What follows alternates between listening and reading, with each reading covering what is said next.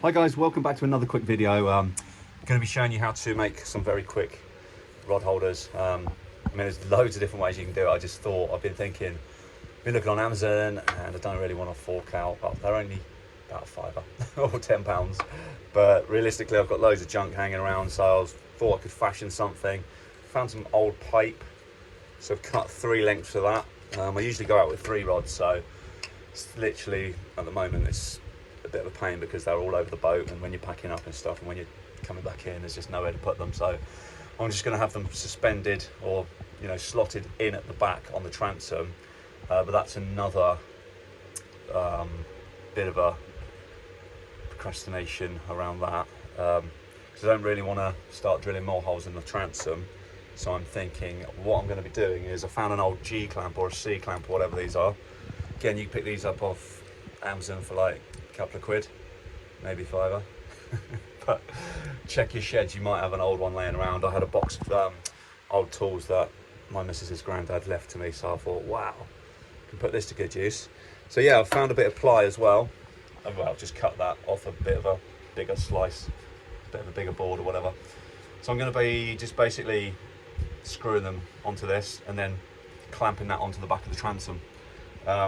Might spray it black, put a bit of clear coat on there just to make it a bit watertight. It's not going to be watertight, but it'll last a little bit longer. But this is literally, it's going to look smart as well. I want it to look kind of cool. I don't want it to look like an absolute bodge.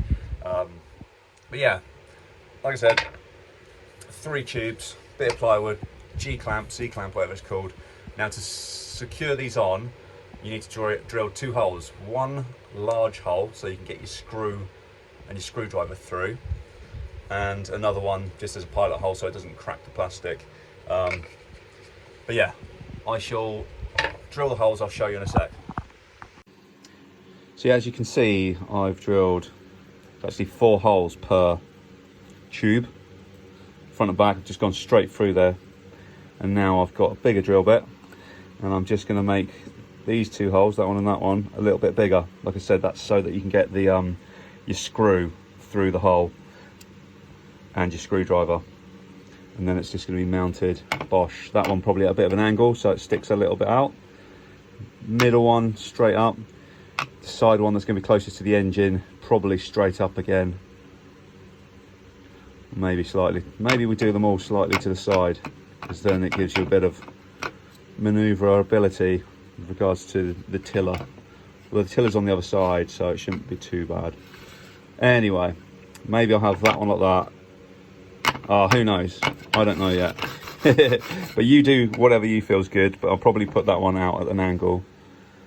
Slight angle. Middle one straight.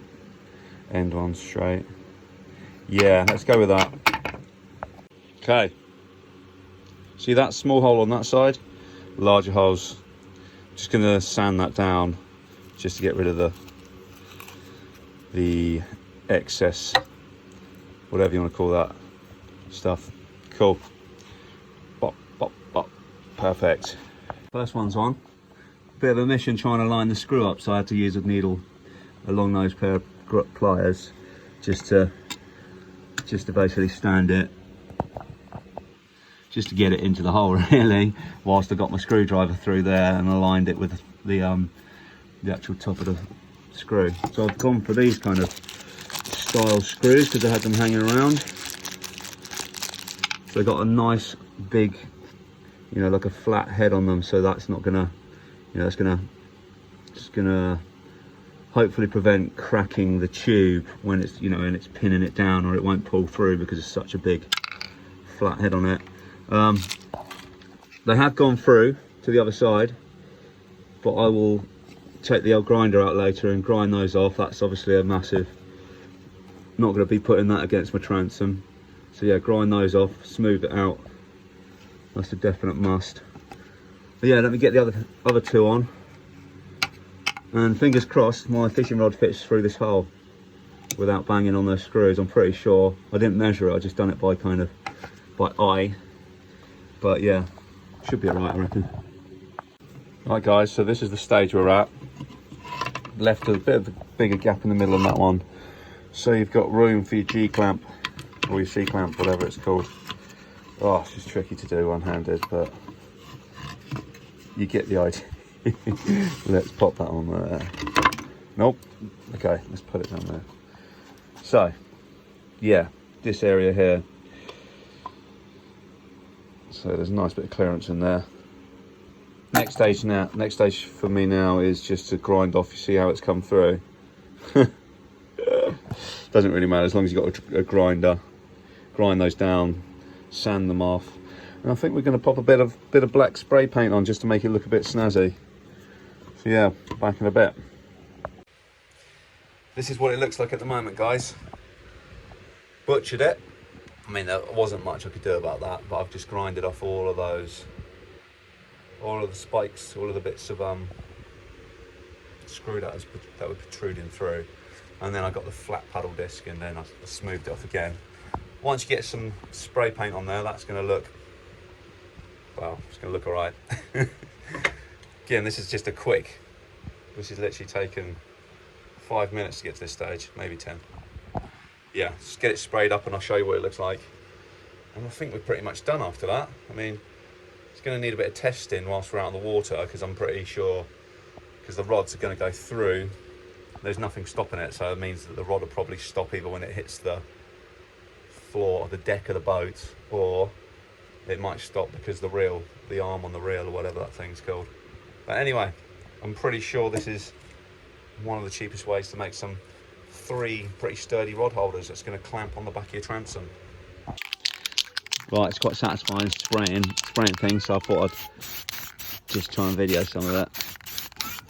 Always shake your can a lot more than what you think you need, so it mixes it up nicely. Well, it's a bit obvious really, but probably just stop talking and keep spraying.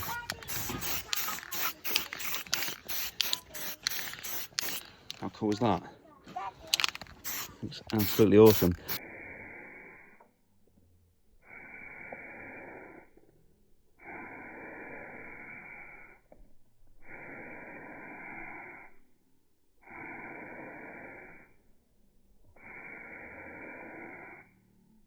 Right guys, been thinking I needed to, well, I had a bit of rubber laying around, so I thought I'd attach a bit of paracord to it.